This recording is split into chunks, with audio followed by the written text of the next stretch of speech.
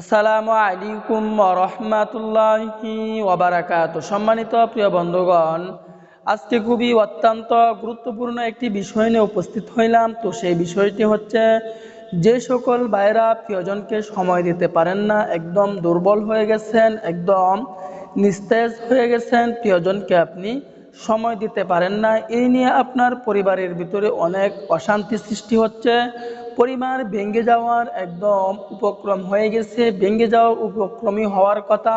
কারণ একজন নারীকে, একজন মহিলাকে যখন আপনি দুটি জিনিস দিতে না পারবেন, তখন ওই পরিবারের ভিতরে অনেক অশান্তি থাকবে, ওই পরিবারের ভিতরে কখনোই শান্তি আসবে না। এক নাম্বার হচ্ছে, ওই মহিলাকে আপনাকে পর্যাপ্ত পরিমাণে সময় দিতে হবে।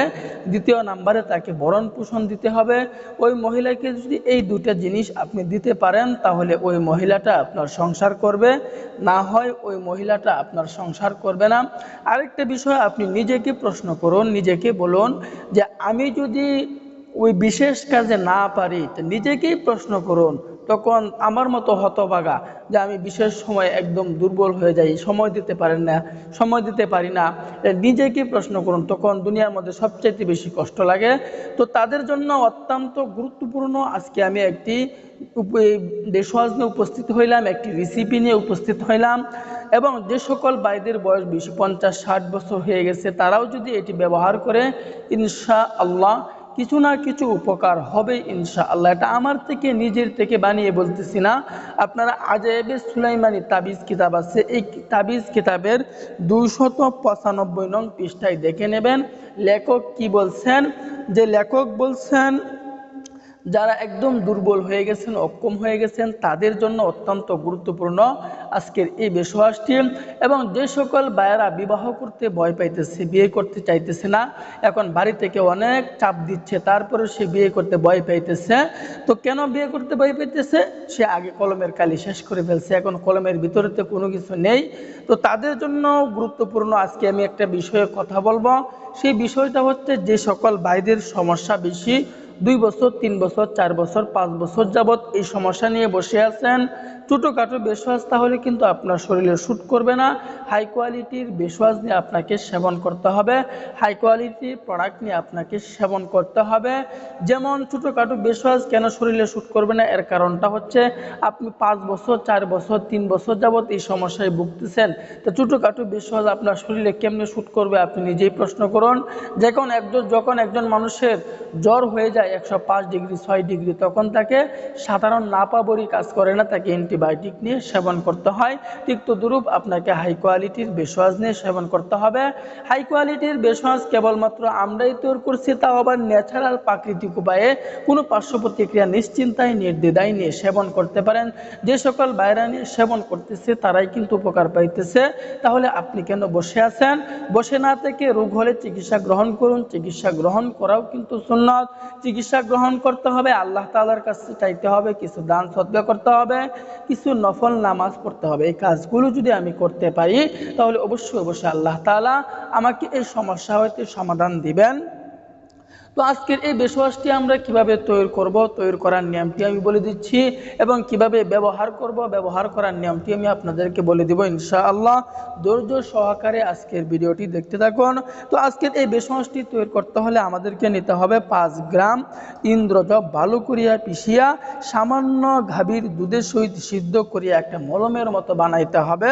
5 গ্রাম ইন্দ্রজব আমরা কোথায় পাবো? এটা আমরা এই ওষুধের দোকানে, বাঙালি ওষুধের দোকানে, কবিরাজির দোকানে আমরা পেয়ে যাব। ওই জায়গা থেকে আমরা এটা নিয়ে আসব। নিয়ে আসার পর এটাকে ভালো করে পিষিয়া সামান্য গাভীর দুধের সাথে সিদ্ধ করিয়া এটা মলমের মতো আমাদেরকে বানাইতে হবে, মাখনের মতো বানাইতে হবে। যখন আমরা এটা মলমের মতো বানিয়ে ফেলবো, মাখনের মতো বানিয়ে ফেলবো, এরপরে এটা কিভাবে ব্যবহার করব, ব্যবহার করার নিয়মটি আমি বলে দিচ্ছি। তো আমি আবারও বলতেছি একটি কথা, আল্লাহ তাআলার উপর ইয়াকিন রেখে, বিশ্বাস রেখে আমাদেরকে আমল করতে হবে। রোগ যেহেতু আমার, রিস্ক আমাকে নিতে হবে, আমল আমাকে করতে হবে। কে কি বললো সেদিকে আমাদেরকে কর্ণপাত করলে হবে না। যে আল্লাহ তাআলা যদি না চান আমার রোগ দূর না হোক, তাহলে পৃথিবীর কোনো মানুষ আমার রোগ দূর করতে পারবে না। তো এই জন্য আল্লাহ তাআলার উপরে ইয়াকিন রেখে, বিশ্বাস রেখে আমাদেরকে আমল করতে হবে, কাজ করতে হবে এবং চাওয়ার মতো আমাদেরকে চাইতে হবে। এবং উহাতে মলমের মতো হইলে আপনার যে মেশিনটা থাকে এটাকে লাগাইতে হবে। মলমের মতো হইলে এটাকে আপনার ওই জায়গায় লাগাইতে হবে। তবে মলম ব্যবহার করার পূর্বে এই ওষুধটি, এই রেসিপিটি, এই ভেষজটি ব্যবহার করার পূর্বে গরম পানির দ্বারা আপনার মেশিনটাকে ভালো করে ধৌত করে লইবেন। তাহলে দেখবেন আপনি একরকম আশ্চর্য রকমের একটি ফলাফল আপনি উপভোগ করবেন। এটা আমার কথা না, এটা হচ্ছে আজাইবে সুলাইমানি তাবিজ কিতাবের লেখক আশরাফ আলী খাজা, আজাইবে সুলাইমানি তাবিজ কিতাবের লেখক হচ্ছে হযরত খাজা আশরাফ আলী লাখনবী রহমতুল্লাহি আলাই। আজাইবে সুলাইমানি তাবিজ কিতাবের লেখক উনি বলছেন। তো নিয়মটা আমি আবারও বলতেছি, 5 গ্রাম ইন্দ্রজব ভালো করিয়া পিষিয়া সামান্য দুধের সহিত, গাভীর দুধের সহিত সিদ্ধ করিয়া মলমের মতো বানাইবে। ইহা আপনার আপনার গোপন অঙ্গের মধ্যে আপনি এটাকে মালিশ করতে হবে। কিভাবে মালিশ করবে, মালিশ করার নিয়মটি আমি বলে দিচ্ছি। যে মালিশ করার নিয়মটি হচ্ছে, আমরা নিচের থেকে এভাবে মালিশ করব, উপর থেকে এভাবে পুরাটক এভাবে মালিশ করব। কোন সময় মালিশ করব?